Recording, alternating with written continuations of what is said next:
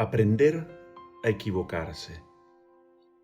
Hablaba en estos días con un amigo del exterior que venía bastante mal últimamente, patinando como persona, como marido, como hijo, como, sí, amigo también, lo que se llama como hacer verdaderamente las cosas mal.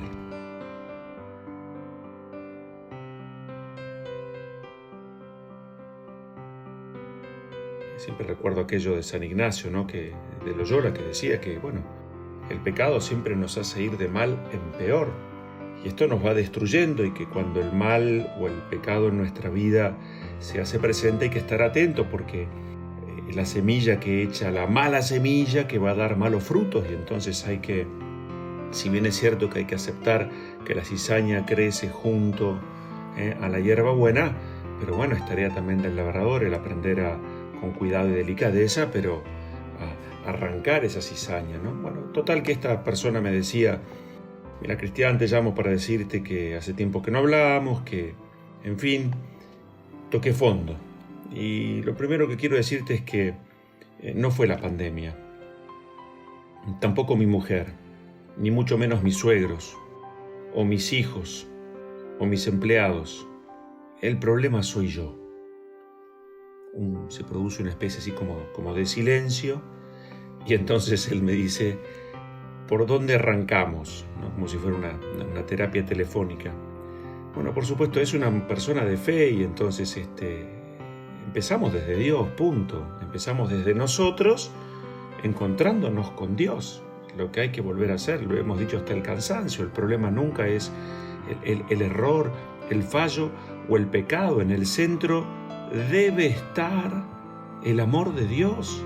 Justamente cuando en el centro de nuestro corazón está el pecado, caemos presa de la desesperanza, de la tristeza y de la angustia más fuerte. Y contra esto Jesús es muy claro, contundentemente claro. Alégrense y no tengan miedo. Yo estoy con ustedes. Lo vamos a escuchar este próximo domingo al celebrar la ascensión de nuestro Señor. Las últimas palabras allí en el Evangelio de Mateo. Bueno, terminamos aquella conversación y lo primero que vino un poco ordenando y escribiendo después de haber hablado con esta persona algunas cosas, era algo que en él se daba y recurrentemente, que era que una persona como tomada por la soberbia, y entonces nada ni nadie podía decirle algo que le significara algún movimiento de reflexión, porque no había lugar para nadie más que para sí mismo. Y era tan perfeccionista que entonces él vivía como eliminando a todas las personas que cometían algunos errores. Y como todos los cometemos, bueno, entonces su vida era una pelea y una lucha constante. Pero me gustó ese tono blandito, sencillo, simple, como un poco apichonado, pero también como con ganas de empezar. No se le habían quemado todas las ilusiones, ¿no? Entonces me acordaba siempre de aquel texto tan lindo, ¿no? Que habla del aprender a equivocarse, porque me parece que esto también en estos tiempos de cuarentena que nos invitan a hacer como tranquilas reflexiones a las cosas así como más cotidianas, y nos pueden hacer mucho bien. Hay que aceptarlo. Los fracasos son parte de la vida. Todo el que se mueve se equivoca alguna vez. El error, el fallo, es una parte inevitable de la condición humana. Hagamos lo que hagamos, siempre habrá un coeficiente de error en nuestras obras. Sí, no se puede ser perfecto a todas horas, en todos los frentes y con todo el mundo. Además, esto no es lo que importa verdaderamente, ni siquiera es importante. Y más difícil aún es aprender a equivocarse y no venirse abajo. Reconocer el error, el fallo, el pecado, diríamos nosotros, sin deprimirnos, sin poner punto final.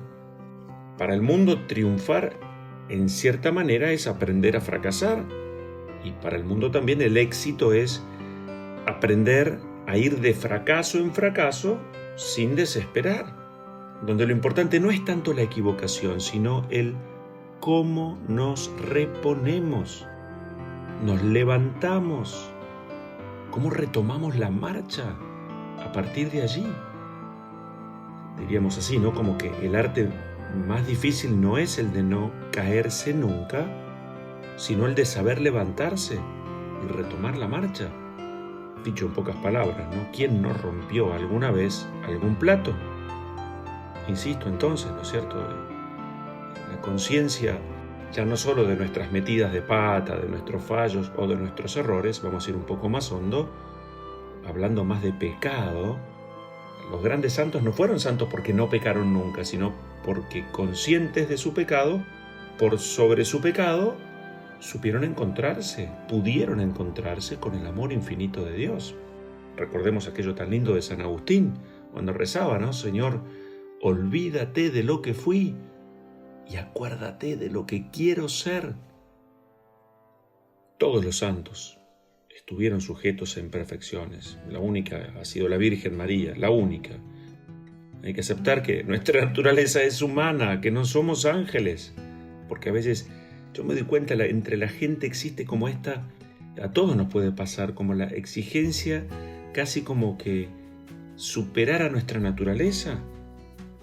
Entonces, la aceptación de lo que somos, seres finitos, humanos que pecamos, bueno, nos tiene que poner también delante de el cuidado para que no nos perturbemos y desanimemos cuando caigamos en esa experiencia de equivocación, de error o de pecado, ¿no? Porque mientras vamos camino al cielo, sí, hay que aceptarlo. Progresamos poco a poco. Hay que aceptar que nuestras imperfecciones, las de antes, tal vez nos acompañen toda la vida y muy seguramente aparecerán otras tantas nuevas, ¿no es cierto? Que el que camina se tropieza. Es imposible vivir sin meter la pata. Por eso nos hace bien que, en un sentido como más, en una interpretación, si se quiere, más amplia, bueno, escuchemos con ánimo renovado aquellas palabras tan consoladoras de Jesús. No se inquieten, que no se turbe su corazón, pues no se desesperen, ocúpense. Sí, por supuesto, lo decíamos en estos días, a tomar la propia vida con las dos manos, claro que sí, con seriedad, pero por Dios, con misericordia. Los más santos, decía San Francisco de Sales, no son los que cometen menos errores, sino los que tienen más coraje, generosidad, amor, los que se esfuerzan en superarse y no temen tropezarse alguna vez. Son conscientes de sus caídas, pero no desesperan ni siquiera de sus manchas, porque lo importante para ellos no es todo esto, sino el poder avanzar. Decía San Francisco de Sales, si caemos, no permanezcamos tirados y sucios, recobremos el ánimo y entonces sí, esforcémonos por mejorar. Si me caí, bueno, ya está, me pongo de pie, y sé que Dios, lo más importante, el más importante, Él me perdona. Él manifiesta que para eso es infinitamente misericordioso. Entonces lo que me toca a mí es levantarme, no permanecer allí tirado y encima sucio, no solamente caído, sino tirado y sucio. Entonces a levantarse. Cuando caigas, eleva tu corazón suavemente, conocedor de tu miseria, pero sin extrañarte de tu caída. Eso es recuperar la humildad. Porque, dice él, no es de admirar que la enfermedad sea enferma, que la debilidad sea débil o miserable la miseria. Pero detesta, eso sí, con todas tus fuerzas, la ofensa que has hecho a Dios. Bueno, con gran coraje y confianza en su misericordia, bueno, retoma el camino de la virtud. Pero ojo con la tristeza, mucho cuidado, porque de esa tristeza no se saca ningún provecho. La tristeza que deprime, que encierra, que hunde, es la así llamada como tristeza mala. Es aquella que, lo hemos dicho también, que el demonio busca instalar en nuestro corazón justamente con el fin de tenernos presa del desánimo, del desaliento, de la angustia creciente y de todas las tensiones y desastres que vienen de esta situación. Esa tristeza hace que el alma esté llena de inquietud, la hace tener temores desubicados, fuera de lugar. Esa tristeza hace que uno viva con disgustos en la oración. Hace como privar al alma del sano consejo que otros nos brindan. Esa tristeza nos introduce en la distracción. Esa tristeza hace que no podamos tomar oportunas y necesarias decisiones. Nos hace perder el buen juicio, debilita nuestras fuerzas. Y además, esa tristeza quita toda suavidad y deja al alma como paralizada. Palabras de San Francisco de Sales. Entonces, hay una tristeza que es la de, he fallado al Señor, le he fallado a las expectativas de, mi marido, mi mujer, a las propias inclusive, la traición a los valores recibidos. Pero esa lectura a mí me pone en situación de ánimo a ponerte de pie, a pedir perdón, a retomar la marcha, a estar más atento. Ese es como el arrepentimiento que surge inspirado por el buen espíritu. Es el que nos ayuda a crecer y a madurar. Por eso la calma es tan importante. Si caemos en alguna imperfección, nunca vamos a salir de allí por inquietarnos mucho. Al contrario, como el pez que queda o el ave presa de una red e intenta con toda su fuerza salir, cada vez vamos a estar más enredados, más atrapados.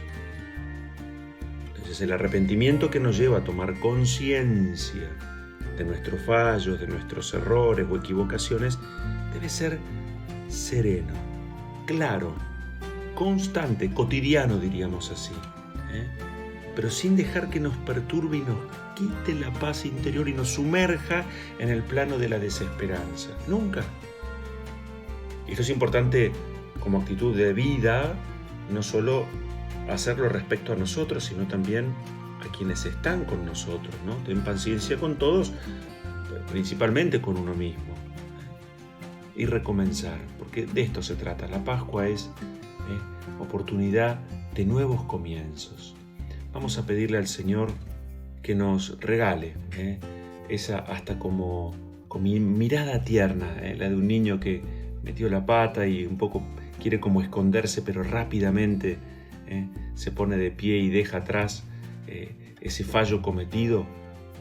Vamos a pedirle al Señor que nunca nuestro pecado, nuestra miseria nos introduzca en estas confusiones de la tristeza generalizada. Que miremos a la luz, al Salvador, al viviente que pasa a nuestro lado, que nos alienta, que introduce, nos regala ese otro defensor, el Espíritu, que nos hace ver en profundidad. Y que acaso, teniendo esa mirada llena de misericordia y de paciencia para con nosotros, tengamos también esa mirada paciente y llena de misericordia para con los demás. Se lo pedimos al Señor, pidiéndole a Él también que nos acompañe con su bendición, en el nombre del Padre, del Hijo y del Espíritu Santo. Amén.